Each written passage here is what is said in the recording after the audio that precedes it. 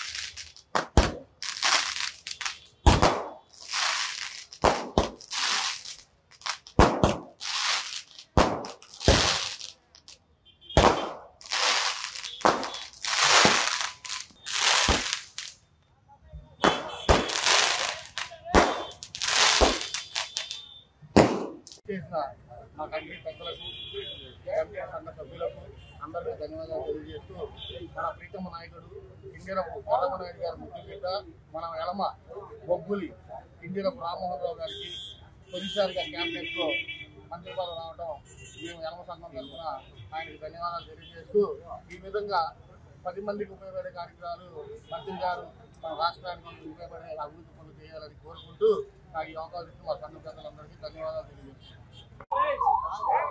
ఎలమ సంఘం యొక్క మాకు అధినేత కింజరపు ఎర్రనాయుడు గారి కుమారుడు తనయుడు ఎంపీగా 3 సార్లు ఎంపికయ్యి తొలిసారి కేంద్ర కేబినెట్ మంత్రిగా మాకు ఈ రోజున ప్రమాణ స్వీకారం చేసిన సందర్భంగా ఈరోజు ఉయ్యూరు నుంచి కొప్పు వేలమ సంక్షేమ సంఘం ఉయ్యూరు తరపున మేమందరం కూడా ఈ యొక్క కార్యక్రమాన్ని ఎంతో ఆనందంగా జరుపుకుంటూ కేక్ కట్ చేసుకొని ఆనంద కోలాహలంగా మేమందరం కూడా ఇక్కడ కొప్పు వేలమ సంక్షేమ సభ్యులందరం కూడా మేము పాల్గొని ఈ కార్యక్రమాన్ని విజయవంతం చేసి ఈ కార్యక్రమానికి అందరూ సహకరించిన ప్రతి ఒక్కరికి కూడా ధన్యవాదాలు తెలియజేసుకుంటున్నాం.